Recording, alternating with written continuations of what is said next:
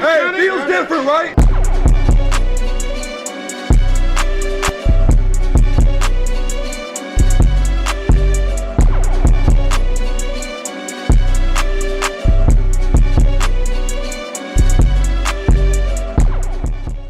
Hello and welcome to episode 30 of FantIC Sports.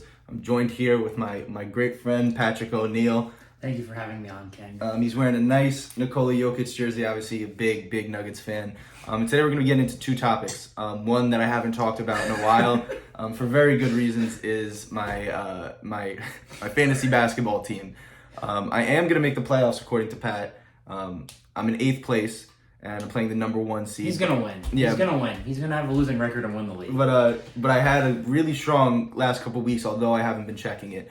But we're gonna talk about the fantasy, and we're gonna be talking about the playoff predictions. And I want to start with the playoff predictions first, just because I'm not too in tune with what's been going on in the fantasy basketball league. Other than I know all my players are healthy, which is a difference from a couple weeks ago when my players were injured. But let's start off with the Eastern Conference, and I'll ask you, Pat, to go ahead and predict who you think is going to be a surprising team. I'll do a surprising team from the East and a team that you're pretty confident that will make the finals. Surprising team would be, not really actually, the Heat. Okay. The Heat always find a way to just win games in the playoffs because of playoff Jimmy. Currently in 8th. It's 10 teams that make it, yeah, right? it's 10 plus the play-in, but the Sixers are going to continue to drop because they don't have Embiid. And yeah, they're doing terrible. He's not coming back. Mm-hmm. Yeah, playoff Jimmy, he always just wins. He does always win. And then the team that I think is going to win the East is the Bucks. Oh. I think the Celtics are going to choke under the pressure like they always do every year. Yeah, I definitely think my team to come out of the East is the Cavs. I think, or like that's going to surprise is the Cavs. I think the reason I have the Cavs so high is just because once they got healthy, they looked really good, and I think they looked really good last year when they were healthy too. And keep it like also for all the 10 teams right now that I'm looking at. I don't think the Bulls are good. I don't think the Hawks are good. I think the Heat are obviously what they are, but they're in 8th. 76ers with Embiid, you could argue they were up there. They were top 3, right, when Embiid was They playing? were. But yeah, just looking at the other teams as well. I mean, I think the Knicks, they showed a record or like a stat where they were above 500 teams. I'm pretty sure they had a 5-20 record, and then against the winning teams or like the less than 500 teams, they had a really strong record. But the reason I have the Cavs is just because with Evan Mobley, Jared Allen, and all them back, I see them being a strong team. But my team that I do think is going to win the Eastern Conference, although I think the Bucks are really good, I think the Celtics team on paper, although I know you think they choke. They always. I mean, their team on paper is they're 51-14. There's 17 games left. I mean, they're going to get at least 60 wins. I just don't see a way for them to slow down, especially being 29-3 at home. That's true. It's just like Drew Holiday, Derek White, Jason Tatum, Jaylen Brown, Kristaps, along with the fact that they have Al Horford and Peyton Pritchard. Peyton Pritchard's really come on in the last couple of games coming off the bench. He actually has. Yeah, I mean, it's just like that team in general is so well-rounded, and the offense and defense for both of them is great. But Jason Tatum has had he's had a weaker last couple weeks. I think obviously with him being the best player on the team, it's kind of hard when you're expecting him to go out there and put up. And I'm pretty sure he put up pretty good stat line that last night in a blowout, right? Yeah, it was a blowout against I forgot who.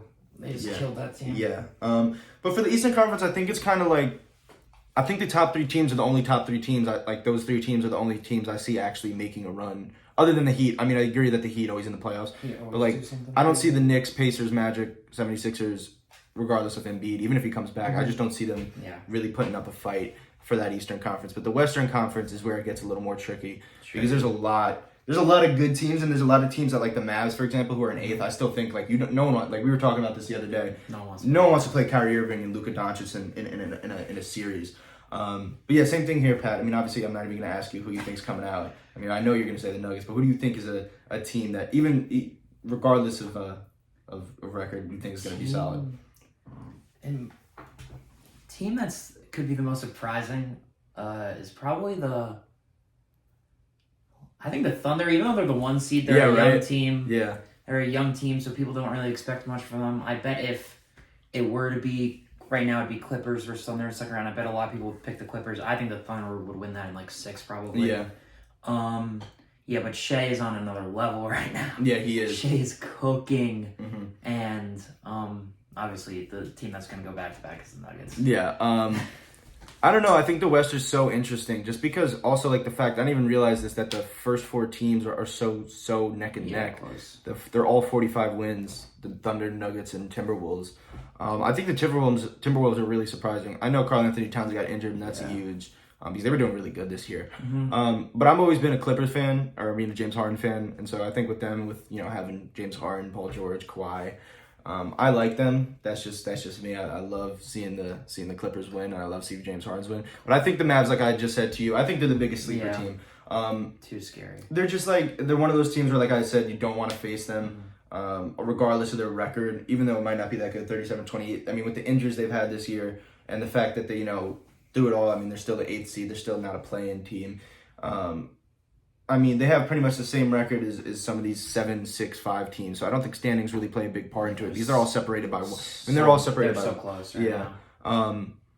But I think going into the playoffs, I think when it comes down to who's going to really win, the Lakers have caught on. The Mavs have caught on. The Kings have, a lot of these teams that were in the bottom are seeming to catch on, but the Warriors and honestly 10 below just don't seem like they're really anything. I think this is going to be way more competitive than the Eastern. West is way more stacked. Yeah. I can say that. When it comes to the playoffs, it's going to be way more interesting. The top 9 teams in the West are so good. Lakers, Mavs, Kings, Suns, Pelicans, Clippers, Timberwolves, Nuggets, Thunder, all crazy. And then I feel like the East is way top heavy because I saw live Boston kill the Warriors. I think the thing is too the fact that the Suns, who are the 6th seed in the Eastern Conference, are the 4th seed, and I also think that it's just some of these teams put them in the Western Conference, they'd be killing it. I feel like if the Suns and the Mavs were in the Eastern Conference, it wouldn't even be it wouldn't even be close with how good they are. But the only team in the Western Conference that I'm not excited to see has to be the Pelicans. I don't know. Zion hasn't. They're just not an exciting team. They're not Zion's great and all, but you'd think that, but Zion hasn't been. He hasn't been popping. No. They're just not a team that I'm looking out to want to see and excited for. But regardless, I am excited for the playoffs and I'm excited to see what winds up happening. Going over to fantasy basketball, which is way more Pat's specialty here. Knowing a lot more about that. I picked a really solid team. I'll say it's solid. Great second overall pick. Yeah, with a Jordan Poole. my first round pick, I believe, was Cade. No, it was Luka. It was Luka. Yeah, the second overall pick, I had Luka, and then I came back on the 20th, and I think I went Cade and Jordan Poole. No, you went Jordan Poole second pick. Oh no, I went Jordan Poole second. I did go Jordan Poole and then Cade, and then I went Zion and someone else, or maybe I went Zion and Jordan Poole and then Cade. I think Cade was my 4th pick. But yeah, heading into the season, especially with knowing what I especially with the past of what I've done, and it's funny because I told Pat this year I wasn't going to do any more risky picks. Proceeded all my picks except Luka just happened to be players who I was kind of taking a shot on, players that were young and had to prove themselves, and given a lot of them have Jalen Williams. Williams had a big year. Nick Claxton's had a big year. Cade, a lot of young players that I chose on my team. But Jordan Poole by far, I had high expectations for in terms of I also thought he was gonna be on a terrible team. He's gonna be scoring. I was just he's gonna be putting up at least 35 to 40 fantasy points, and his ceiling is higher than that. But he's been terrible. We all know how terrible the Wizards have been. Pat, go ahead and talk about your team. My team, which is in shambles right now. We are the complete opposites right now. My team started off super hot, and now it's starting to fall apart as usual in the playoffs. Yep. Playoffs are next week. My Kawhi just got injured last night. Yep. Shingun just got out for the whole fantasy playoffs. Pretty much the rest of the season. Yes. Ant has been injury on and off. Yeah. I traded for Julius Randle because I thought LeBron was going to get injured. LeBron has not gotten injured. Julius Randle got injured. LeBron's been playing great. Yes. Then the rest of my team has been just playing so mediocre, and I lost to him when his team wasn't even set. Yeah, so I haven't set my lineup in probably 7 weeks, and I went on a 2-game win streak, and I've also won 4 games in those 6 weeks. 6-13 right now. Yeah, I'm 6-13. I think I was pretty sure I was 4-9 the last time I checked it, or something of that sort, 3 and something. But I think the thing for fantasy, and especially in the playoffs, and Pat knows this just like I do, and I think that's why I actually have a chance. Other than the fact that the number 1 seed I'm playing, his team is also fully healthy. His team is really healthy. It matters that your team's fully healthy. Because this deep into the season, it matters that you can make moves and your team's fully healthy. And luckily, my team right now is fully healthy. Pat obviously doesn't share that luxury with me. But I think a big thing for the fantasy, although I haven't checked it in a while, is when you get like into the later parts of the season, especially with teams that start losing and stuff. It's just, for me, I've never been a fan of having players like, and it sucks because I didn't think the Wizards were going to be that bad this year. And I'm going back on what I said about Jordan Poole. It's just like, I don't want to have a player who's on a team that's like below the 10th seed. Scoring wise, I'm not excited to look like, I'm worried more or less about what's going to wind up happening in the fantasy playoffs. And in my first year, I remember when I picked the 8th seed and beat me. Yeah, when I was the 8th seed and beat Pat. My team was, no, I was like the 2 seed. No, you were the 8th seed. Oh, the first round. The second year. That was the year I had. You beat me in the championship the second year. Yeah, that was a great year. That was a great year. That was when I had Embiid in his almost MVP year and Tatum in his all team first pro, whatever it was, all NBA first pro. And since then, since that draft, because I won 2 years in a row, and then I didn't win last year, and I'm probably gonna win this year. He is. It's just... The second year was like the best draft I did because I drafted players who were like stars, but like they had like they like I knew what the floor was with them. Mm-hmm. And then since then I was like always like a big like high risk, high reward guy. And it really didn't. It panned out so bad last year. Last year was abysmal, but like this year was even worse. But then like now that it's coming around, I think the best thing about it is like having stars is good in the regular season when you're trying to make the playoffs.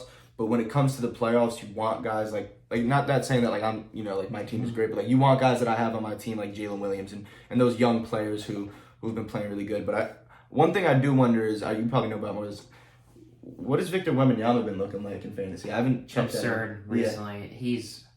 I don't know how many points he's been dropping recently, but it's easily over 60 to 70. Yeah, it's absurd. I can't even imagine. Because the blocks and steals by itself is 30 fantasy points. Yeah, because they're like, what, 4 apiece, right? They're like 3 and 2. Yeah. Like, it's absurd. Yeah. So he's going to be a top 5 pick next year just because. He might be a top 10. He might be top 8. You're right. Yeah. Because he's been insane. You'd only pick Luka, Jokic, and Embiid and Giannis over him, I think. Yeah. I don't know if anyone I don't think you would draft Embiid. Fantasy-wise? Embiid's very health. Yeah. That's a problem. And Wembanyama's been, regardless of like the minutes restriction, but he's been healthy. Like he has been healthy, and I think they'll get better next year. But looking into the future for my fantasy thing, for the fantasy, if I beat the number 1 seed, I will be facing a number 4 or 5 seed. I play Kush or Dylan. Yeah, and their team right probably now. Be Dill. Kush's team is falling Kush's apart. team has fell apart. He's really injured. Kush's team fall. Yeah, a bunch of teams. The injuries is really what kills. Like it is what kills. And I remember in the championship, I forget who wound up getting injured when I was playing you, but I remember me and Pat were going back and forth with like adding and dropping players every single day. And you only have 7, I think, moves you can do. And I remember, I forget who I picked up. I won by like what? I didn't win by a lot. You won by like maybe 30. Yeah. And it was like the highest scoring matchup ever. I think it was like 1900 to like 19 something. No, it was over 2000 both of us. Yeah, it was really, it was a lot. And I remember, I was a center. It was a center I picked up, and it was like perfect because like that one night he had 50 points and then he never did anything again. But yeah, that's really what happens in the playoffs when it comes down to like fixing it out, figuring it out, making sure you're picking up the players at the right time. But I'm excited to see for the fantasy playoffs. I'm also excited to see in the playoffs. Who do you think to close out? Who do you think the matchup's going to be? I don't even want to hear the Nuggets. Who do you think it's going to be? In the finals. Yeah. Not Nuggets. You can't say the Nuggets.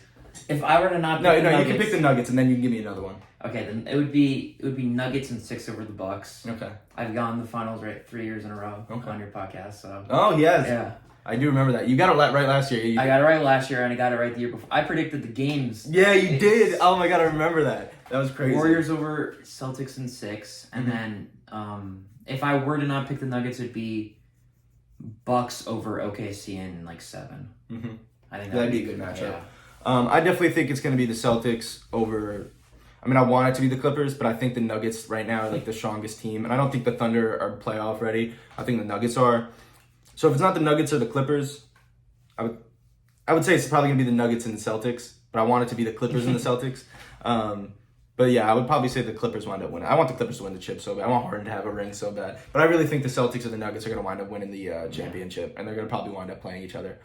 But yeah, that's all I got for you today. I appreciate Pat coming on as always. This is our last episode of the season.